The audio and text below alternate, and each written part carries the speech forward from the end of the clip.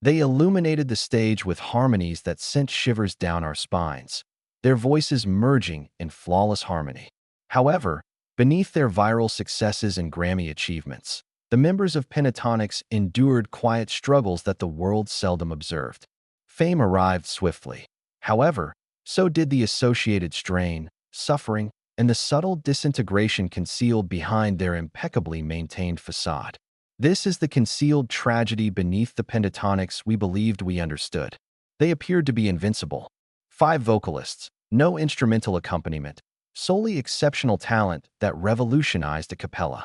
From triumphing on NBC's The Sing-Off to selling out international tours and securing Grammy Awards, Pentatonix appeared to be the quintessential ensemble, a cohesive musical family capitalizing on the momentum of viral success. Their onstage rapport appeared highly energetic, and their smiles were truly contagious. However, as is often the case in the entertainment industry, what the cameras recorded represented merely a portion of the truth.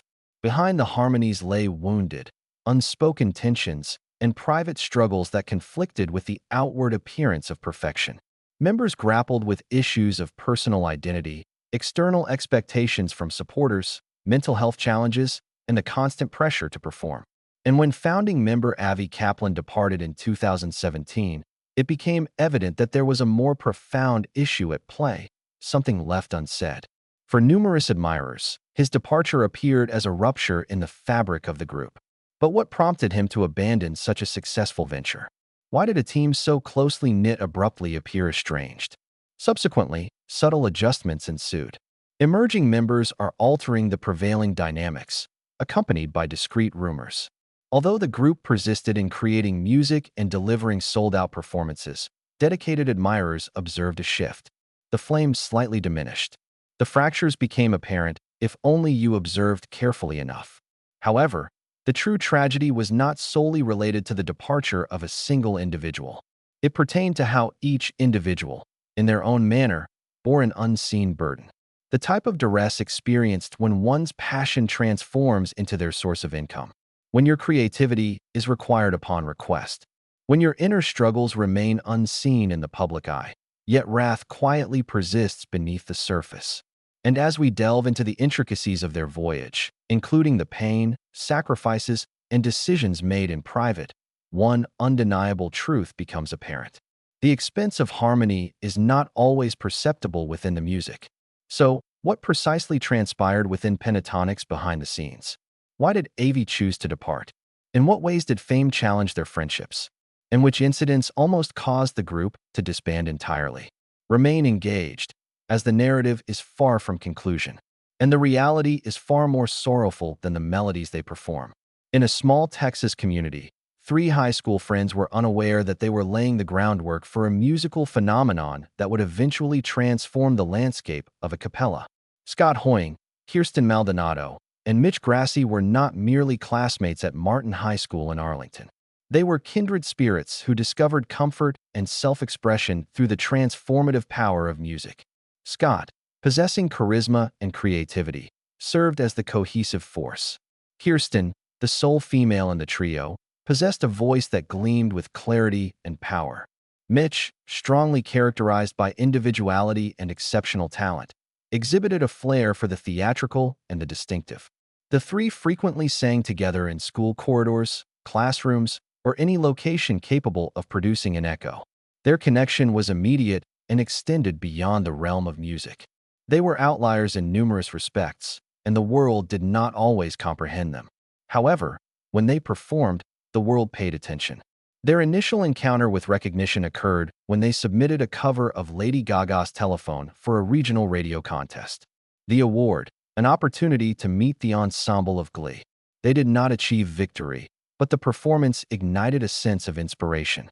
They possessed chemistry, determination, and even then, exhibited that unmistakable pentatonic spark. Years later, Scott pursued studies in music at the University of Southern California, where he became a member of the esteemed SoCal Vocals Acapella Ensemble. That was when he learned of the Sing-Off, NBC's televised contest for Acapella ensembles. An inner voice whispered, "This is the moment." However, he was unable to accomplish it without assistance. He contacted Mitch and Kirsten and persuaded them to participate in the audition with him. However, the show was governed by regulations. It required an ensemble of 5 members, including a bassist and a beatboxer. That was the moment when destiny commenced to influence the course of events. Then entered Avi Kaplan, a classically trained vocal bass with a rich, resonant tone capable of reverberating through the floor. He was already recognized within the acapella community and contributed a sense of seriousness to the group. Subsequently, a surprise participant emerged, Kevin Alsala, a Yale alumnus who gained widespread attention on YouTube for his unique cellist boxing performance, skillfully combining cello playing with beatboxing. His manner was unprecedented, quite literally. Together, the 5 individuals convened the day prior to their audition for the sing-off. In a single day, that was all it required. The instant they stepped onto the stage, the atmosphere was undeniably electric. Their arrangements were precise. Their auditory style was groundbreaking. Their harmonies were not merely aesthetically pleasing. They posed a significant threat. They did not merely perform the melody through singing. They have re-envisioned it. They undertook risks, and the world observed. They did not merely participate in the sing-off. They exerted dominant control, track following track. They redefined success with accuracy, depth, and artistry. They were not merely performing. They were effecting transformation. When they secured victory in the 2011 Season 3, it was perceived as a significant achievement, not solely for them, but for every aspiring individual who has ever felt that their voice did not have a place. However, once the lights dimmed and the confetti dispersed, the true challenge commenced. Having recently secured their victory, the group inked with Epic Records, anticipating that the momentum would propel them toward widespread success. However, the label was uncertain about how to handle an a cappella ensemble. No musical instruments, nor commercially successful radio singles. They were regarded as overly specialized and excessively hazardous. Within a few months, Pentatonix was released from their contract. For numerous organizations, that would have marked the conclusion. However, this particular one is an exception. Instead, they redirected their attention to YouTube. They began sharing cover performances from their residents, interpreting popular songs with their distinctive PTX style. The videos were authentic, innovative, and captivating, and the internet's response was notable. Their channel experienced rapid growth, swiftly accumulating millions of views and followers. Their dedicated fan base, affectionately known as Pentatonix, became remarkably loyal. The group issued PTX Volume 1 in 2012, subsequently, followed by PTXM and Volume 2, progressively establishing a new empire independent of a conventional label. However, as the music ascended, the tension persisted beneath the surface. Achievement is attained through considerable effort. It is often said that achieving recognition is not an effortless endeavor. It becomes even more challenging when your brand is founded on the principle of perfection. Each note was required to be impeccable. Each arrangement was required to transcend boundaries, and every enthusiast anticipated excellence. Avi Kaplan, the foundational base of the group, began to sense the strain. A tranquil spirit, Avi was profoundly aligned with nature, seclusion, and spiritual serenity. The obligations of continuous touring, public engagements, and the limelight conflicted with his true nature. He cherished the music, but the lifestyle was taking a toll on him. Then, in 2017, Avi made the difficult decision to depart from Pentatonix. His announcement was delivered through an emotional video that elicited a profound response from the fan base. In the discourse, he addressed not the subject of drama, but rather the issue of fatigue. It has been difficult for me to be unable to see my family, to create music that resonates with me, and to engage in all the activities that initially sparked my passion for music. When Avi Kaplan departed from Pentatonix, it represented more than merely a transition in the group's lineup. It marked a pivotal moment for the group and their millions of supporters. It appeared to mark the conclusion of a significant period. Avi was not merely a voice. He was a commanding presence, a consistent anchor that imparted passion and substance to their sound. His decision to depart was characterized by respectfulness, sincerity, and integrity. However, it caused pain. He had articulated it plainly. The rapid touring schedule was incompatible with his well-being. He was unable to visit the Highlands. He overlooked tranquility. And above all, he longed for home. Meanwhile, within the core of Pentatonix, the remaining four members faced a decision to make: disintegrate or progress. They selected the latter option. Subsequently, Matt Sally, an emerging figure in the field, appeared on the scene. Matt was precisely the individual the group required in theory. Robust bass response, commanding stage presence, and a gracious demeanor. However, assuming A's responsibilities was no trivial undertaking. For numerous enthusiasts, I's departure was not merely sorrowful. It served as a symbolic gesture. It marked the initial visible fracture in what appeared to be an impervious barrier of harmony. Being replaced by Matt Sally, a talented baritone who infused the ensemble with renewed energy, suggested that I's absence would not be felt for much longer. However, the transition was not without difficulty. Supporters were split in their opinions. The auditory perception was altered. The sentiment underwent a transformation. The loss persisted. Even as the group persisted in releasing successful albums, undertaking international tours, and accumulating numerous awards, including 3 Grammys, there remained a subtle sense of melancholy beneath their accomplishments. The form of anguish not arising from failure, but from change. Supporters expressed skepticism. Comparisons were unavoidable, and internally the group had to adapt and learn how to function as a new entity. What was once instinctive and natural now necessitated recalibration. Nevertheless, the group continued to advance. They released PTX Presents, Top Pop Volume 1, a bold album that reimagined chart-topping songs like Attention and Havana. The harmonies were precise, the arrangements bold, yet beneath the refinement, there were signs of developmental challenges. Mastering the art of blending with a new member in a genre where every voice is exposed is a nuanced and sensitive process. And beyond their musical pursuits, they were recovering from the emotional void left by the absence of a friend. Avi had been a member of the initial 5. His hilarity, his profundity, his emotional insight. Those items don't get replaced. And the audience also perceived it. Although Matt introduced renewed vigor, some long-standing listeners lamented what appeared to be the departure of a familiar and cherished presence. The comment sections of videos were flooded with affection for both Avi and Matt. However, it was evident that a permanent transformation had occurred. But what makes Pentatonix remarkable is not just their talent. It is their resilience. In the public sphere, Pentatonix was thriving. Sold-out world tours, millions of YouTube views, new Christmas albums dominating charts. But behind the flawless performances, the members were under enormous duress. Scott Hoying, the ever-smiling frontman, had long been the emotional leader of the ensemble. But carrying that weight was exhausting. As the group expanded, so too did the expectations. More content, tighter schedules, fewer breaks, and while they adored their admirers, the constant hustle began to chip away at their creative spirits. Mitch Grassi, known for his ethereal vocals and edgy style, also began investigating his identity outside of PTX. Together with Scott, he established a side endeavor called Superfruit, a musical duo that enabled them to explore their more experimental, pop-oriented selves. It was not a rejection of Pentatonix, but rather a vital outlet, a space to breathe. Kirsten Maldonado, the only woman in the group, also began to branch out. She released solo music and explored a distinct sound, one that more closely aligns with mainstream pop and R&B. For Kirsten, this represented an act of regaining her own voice.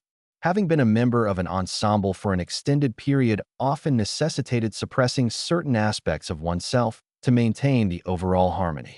Now she wished to observe the outcome of allowing her entire being to express itself through song. Kevin Olusala, the cello-playing beatboxer, continued to serve as the group's consistent rhythm, steadfast, exuberant, and profoundly centered. Kevin frequently served as the spiritual nucleus of the group. However, he was not immune to fatigue. Touring, recording, and managing expectations all contributed to the overall outcome. Each member began asking the same silent query: who am I outside of Pentatonix? As the pandemic lockdowns persisted and the attention waned, the once continuous pace of Pentatonix's rapid-paced existence was suddenly supplanted by quietude. For a group accustomed to the din of stadiums and the energy of rehearsals, this silence was disconcerting, yet it also proved to be illuminating. Each member encountered a pivotal moment, confronting unspoken challenges concealed beneath years of production commitments and public appearances. Scott, possessing charisma and determination, had consistently appeared unassailable. But during the quiet of 2020, he began confronting aspects of himself that success had distracted him from: identity, mental health, and the fear of being forgotten. He became more openly vulnerable on social media regarding anxiety and perfectionism.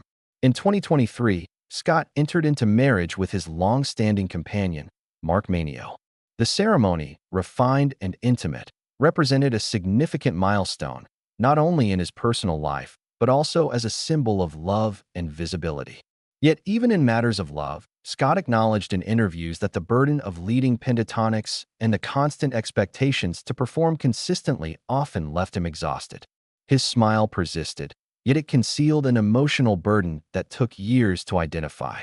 Mitch, consistently courageous and inscrutable, utilized the period of inactivity to develop further. He initiated a solo endeavor titled Mesa during the COVID-19 pandemic under this pseudonym. Exploring a deeper, more electronic sound, they released an EP titled Roses in August 2021. It was provocative, unreserved, and profoundly reflective. The undertaking enabled Grassi to explore themes of identity and personal expression beyond the boundaries of Pentatonix. Through his music and fashion, Mitch examined themes of freedom, creative and emotional, yet this pursuit of liberty was accompanied by solitude.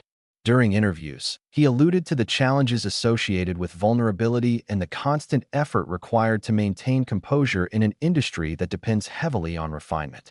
For enthusiasts who had followed his career since his adolescence, this transformation was profoundly impactful. Mitch was not merely singing, he was liberating himself. And in doing so, he granted others the authorization to follow suit. Kirsten Maldonado had long endured the dual burden of being the sole woman and frequently the emotional cornerstone of the group. As she entered her 30s, she cultivated a more reserved form of strength, grounded not in assertiveness, but in genuine authenticity. She revisited her solo music with greater clarity, articulating candidly about heartbreak, anxiety, and self-esteem. She released her inaugural solo EP, Love, examining artistic facets of herself that she believed had been overlooked since Pentatonix's ascension to prominence. She conveyed enthusiasm regarding the opportunity to undertake individual endeavors and to explore various aspects of her artistry. Her conviction was unwavering. Her voice, once harmonizing in a 5-part chorus, now resonated with clarity, reflecting a woman who had endured and emerged from adversity.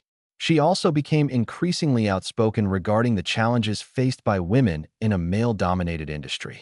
How she was compelled to struggle more intensely to be acknowledged, recognized, and esteemed. Kevin Olisa placed great emphasis on his faith and family. During the pandemic, he assumed the role of a father, a transformative event that reshaped his priorities. His attention shifted toward achieving harmony, spiritual well-being, fatherhood, and fulfilling his responsibilities within Pentatonix without compromising his sense of identity. He launched his inaugural solo album, Dawn of a Misfit, on May 9, 2025. During interviews, he elaborated on the creative inspiration underlying the album. Notably, a lyric from Jay-Z's 2009 track, On to the Next One, which advocates for embracing personal growth and authenticity. The album encompasses a wide variety of musical styles, including instrumental covers, popular songs, and classical samples, highlighting his distinctive cello and beatboxing techniques. Ola also performed a heartfelt melody dedicated to his daughter Ka, expressing his reflections on fatherhood. Always the reserved yet steadfast contributor, Kevin persisted as the consistent heartbeat of the group, both musically and emotionally. However, he had now transcended the role of merely a beatboxer. He was a man firmly rooted in purpose. Matt Sally encountered significant duress upon initially joining the group. The influence of Avi's shadow persisted. However, over the years, Matt evolved from the newcomer into an integral member of the family. His journey was perhaps the most outwardly modest, yet internally significant. He cultivated his own fan base, gained the respect of the group, and gradually became an integral part of Pentatonix's identity. Nevertheless, Matt contended with imposter syndrome. In interviews, he has acknowledged the emotional journey involved in demonstrating his worth, not only to admirers, but also to himself. He entered into marriage with Sarah Bishop on January 2nd, 2022, and they are the parents of a daughter. Sally has established herself as an essential member of Pentatonix, playing a key role in the group's development and fostering strong relationships with her colleagues. 12 years after their inaugural performance on Sing Off, Pentatonix has established itself not only as a Grammy-winning ensemble, but also as a significant cultural icon. They popularized acapella, making it fashionable, widely recognized, and viral. They established a presence in an industry that claimed vocal-only music was unfeasible and demonstrated its validity. However, their legacy extends beyond the realm of music. Pentatonix successfully navigated member transitions, fatigue, and industry fluctuations. They have developed over time. Their narrative is one of profound transformation. How 5 individuals acquire honesty, confront grief, pursue growth, and continue to sing throughout it all. They conveyed to the world that harmony extends beyond merely a musical concept. It is a manner of existence. Achieving genuine harmony requires effort. It involves creating room for every voice, maintaining balance without fracture, and engaging in profound listening, not solely to the sound, but to one another. As of 2024, Pentatonix remains active in touring internationally. Their seasonal specials continue to be a fundamental aspect of the holiday period. New original compositions, once infrequent, have become increasingly prevalent, providing insights into the group's emotional complexity and artistic aspirations beyond their cover selections. They have suggested the possibility of additional solo ventures, increased collaborations, potentially fewer albums, but a focus on more purposeful music emphasizing quality rather than quantity. They also appear more pragmatic, less preoccupied with pursuing algorithms, and more concentrated on what truly matters: connection, veracity, and artistic integrity. But what prospects await the Pentatonix? Perhaps another Grammy Award, perhaps another transformation, or ultimately a dignified farewell. However, at present, Pentatonix continues to serve as a vivid, enduring illustration of maintaining harmony amidst sorrow, recovery, and all that lies between.